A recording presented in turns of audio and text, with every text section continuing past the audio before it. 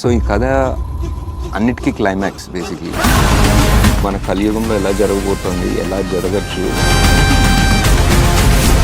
Just ఇండియాలో కాదు, anybody in the world can be able to relate to this story. చిన్నప్పటి నుంచి మన పౌరాణిక చిత్రాలు లైక్ లిటరలీ నా favourite movie I think is Pathala Bhairavi. దాని తర్వాత I think every movie that tried something different కదా. ఒక వెదర్ భైరవ దీపం అనుకోండి, ఆదిత్య 369, వెదర్ కొన్ని హాలీవుడ్ సినిమాలు, స్టార్ వార్స్ అలాంటివి చూసినప్పుడు కూడా ఇట్ వాజ్ లైక్ చాలా బాగున్నాయి సినిమాలు. బట్ ఇది మన స్టోరీలు కావా, లైక్ మనం ఎప్పుడు అన్ని వెస్ట్లోనే జరగాల, లైక్ అలా అనిపించేది. మన పౌరాణికాల్లో రాసిన, మన పురాణాల్లో రాసిన greatest battle Mahabharatam with the most number of characters and మన లాస్ట్ అవతారం కృష్ణావతారంతో ఎండ్ అవుతుంది.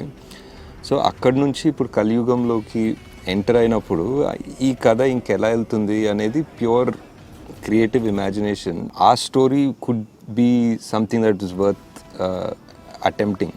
కృష్ణుడు అవతారం తర్వాత దశావతారం కల్కి, ఇప్పుడు మన కలియుగంలో ఎలా జరగబోతోంది, ఎలా జరగచ్చు. జస్ట్ ఇండియాలో కాదు, anybody in the world can be able to relate to this story. So ఈ కథ అన్నిటికీ క్లైమాక్స్ బేసిక్లీ. ఇప్పుడు మనం చదివిన పురాణాలు, ఇప్పుడు మనం చదివిన ఎపిక్స్ అన్నిటికీ ఒక క్లైమాక్స్ లాగా చేస్తే ద ఫైనల్ ఎండ్ అందరి క్యారెక్టర్లు.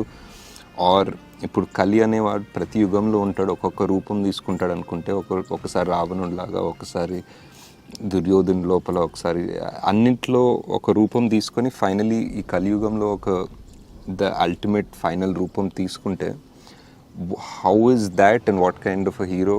సో అతను ఇంకా డార్క్, లైట్, చీకటి, వెలుగు, వాట్ ఈజ్ అవర్ క్లైమాక్స్ అన్నది ఐడియా పెట్టుకొని రాసుకుంటే ఒక 5 ఏళ్ళు పట్టింది. జనాలు ఒకసారి ఈ వరల్డ్లో వెళ్ళి ఈ కొత్త సార్ట్ ఆఫ్ సైఫై మైథాలజీ అటెంప్ట్ని చూస్తే very curious to see how people would react to it.